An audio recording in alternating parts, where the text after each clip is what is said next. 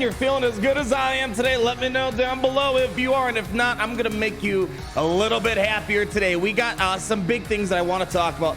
Huge update for free-to-play players, and you might not even realize I'll call CG when they deserve to be called out, you know it. But this actually deserves a little bit of credit, some discredit to against them, but we'll talk about that in regards to Darth Sidious getting a secret buff that's gonna make your life easier, especially if you're pushing for Sith Eternal, like my free-to-play account. If you follow it, we got a lot of other topics in between, so hopefully you got a nice cup of Jabba juice to sit back and relax. We're gonna talk about a few things such as Savage Omicron gameplay. We're gonna talk about some ideas I have to fix Datacrons very briefly, 10 versus 10 speculation going on in the community, and I also want to talk a bit about mod calibration now that it's been in the game for a couple days, and people just want to let you know if you need someone to help you out with your mods in regards to remodding, slicing, getting in-depth mod advice. He'll remod your roster from top to bottom, as well as help make sure you're getting the most out of mod calibration to push for as much speed as possible. And if you do want Pimpo's help, go to pimpo.com or go to Discord and message him at Pimpo #9337. He's literally the greatest modder I think I've ever seen in Galaxy Heroes history, and he's able to help you out.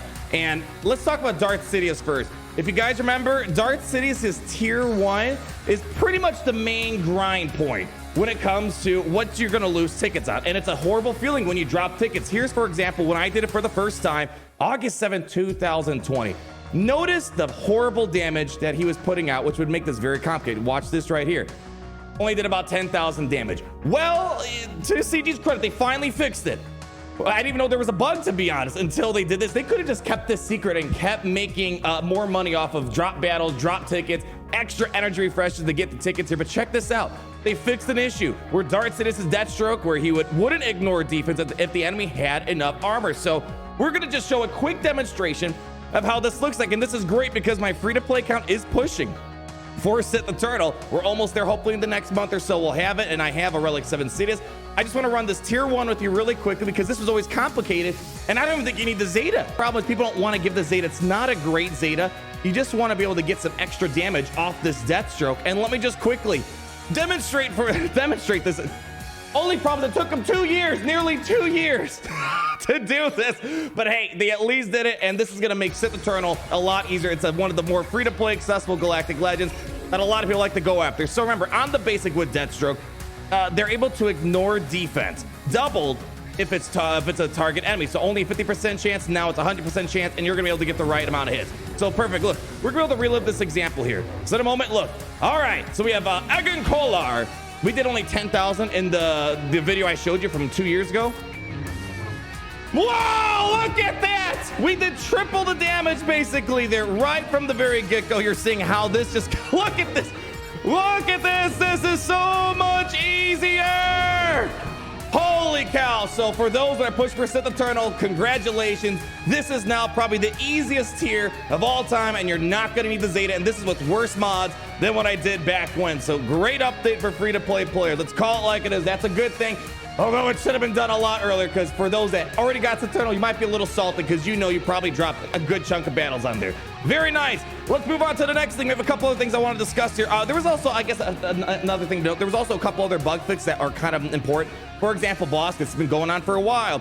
If you guys remember, with Trandoshan Rage, they get a lot of extra benefits. But the problem is when they lose the taunt and then they would regain the taunt, the benefits should come back up again.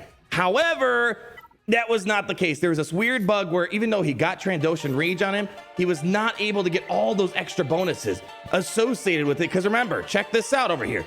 When Bossk loses taunt, he gains taunt, yada, yada, yada, yada. But while he has taunt, he's got extra defense, extra max health. 50% max health is a big deal.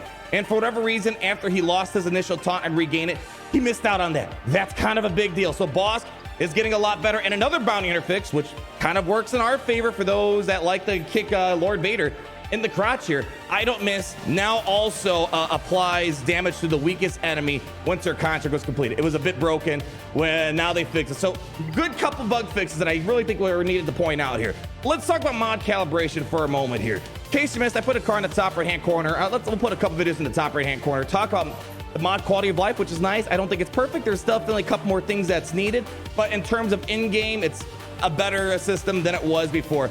Mod calibration, I'm about, I'd say 80% on board. Main downside is with the mod calibration is that, well, unfortunately, you might roll the same stat and you might actually get a worse mod. My opinion, I don't think it's a very revolutionary opinion, but CG, I would highly recommend have some sort of mercy system where if you happen to roll on the same mod and it got worse, you should refund at least the materials fine.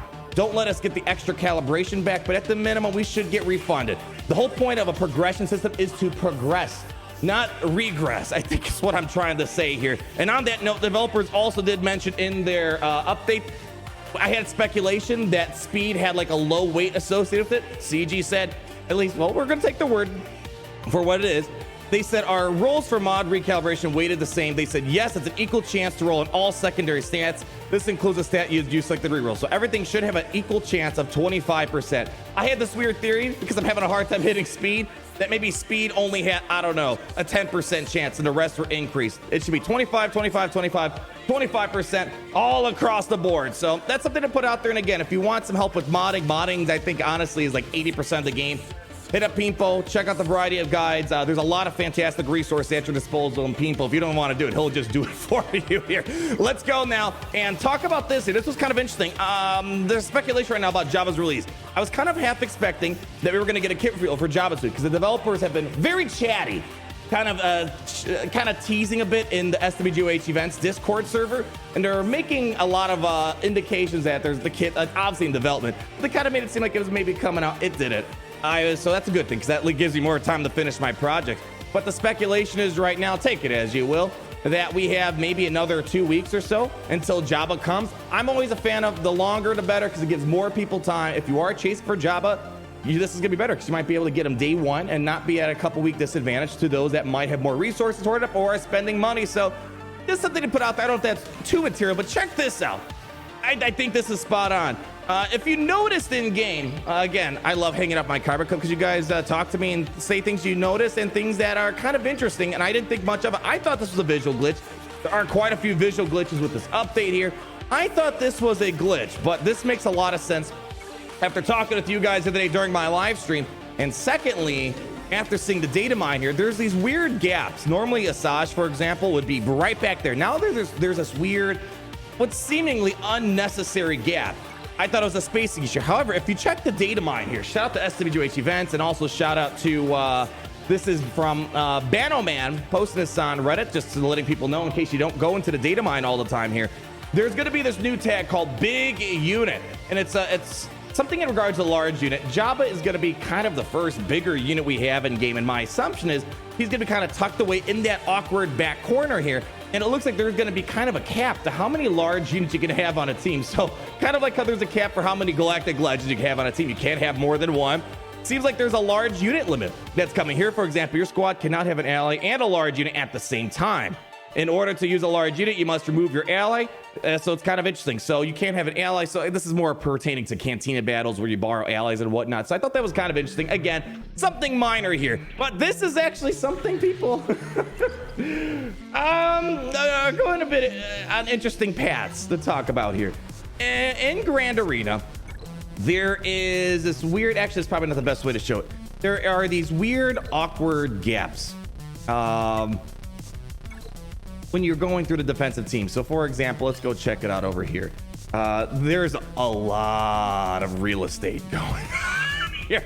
A little too obnoxious. And a lot of people are saying, is this a visual glitch? Which it potentially might be, because right now you can't even see how many ship holds you got on defense and territories as well as Grand Arena. Or is this preparing us for something? The idea is maybe we're going for a 10 versus 10 Grand Arena because you can technically fit like 7 more on the screen, or multiple Datacrons. I don't know how I feel about either of those. I always am a big fan of 5v5 is the true Galaxy Series experience. Right now we're in 3v3, which I consider to be the off season of Grand Arena, and a lot of people just don't even play 3v3. They just take a vacation for the whole month and wait for 5v5 to come back in action. So I don't know. Let me know what you guys think about this. You know what? I mean, my point is, why not? This game is definitely going off the rails in terms of balance, design, just kind of letting the reins loose and just seeing what happens. It's definitely it's a big anarchy moment going on in Galaxy of Heroes, with randomness, RNG, Datacrons here. And speaking of Datacrons, I don't want to spend too much time on it. I get to ask this question a lot about Datacrons, my opinion, and it's the same opinion. Long story short, I'm a fan of bonuses, especially when they were free way back in the day. I don't like the progression and the RNG system. Yesterday during stream was a perfect example. I tried getting a level 6 cooldown increase on the Empire, and unfortunately, multiple times on stream, with unlocking level 6 and then 2 extra rerolls, we just could not get it. Really, realistically, let's be honest, Datacrons are a new evolutionary form of ability materials. Zetas, Omegas, Omicrons, except here it's randomization. And the way I phrase it, for those that don't understand, is imagine you got, one person got the Wampa Omicron that we all love dearly, or you might hate. Some people hate that Wampa, so it's too good for their own good. But imagine, let's say someone else got the Wampa Omicron, but they got the version that only gave them, I don't know, a 50% chance to get offense up when they evade. Obviously, one is way better than the other. Here, I know at this point, Datacrons are here to say I highly doubt they're going to make any changes. They love that it's so randomized. The problem that I have is that some people are going to work harder more than others. You might not get what you want. That leaves you in the dark and you're not enjoying the benefits. I think if this is truly a new form of Omicron ability materials, that in regards to Datacrons, why don't they just, instead of doing all this reroll process, have you farm the materials to get this new ability upgrade? So imagine, I don't know, imagine like a red ability material. And instead of having the randomization, you just get what you want. You still have to farm, maybe pay your way to get those just Zeta 3.0. Just think of it like that, Zeta 3.0 materials. So at least if you want to work towards, for example, Darth Vader Datacron, which I have a feeling I'm not going to get this season, imagine that there's just a new ability here. You could just upgrade it individually and just pick what you want and get what you want. I think that would be a lot better. I think that would make Datacrons go over a lot easier. It's already bad if it's temporary. They want money out of you.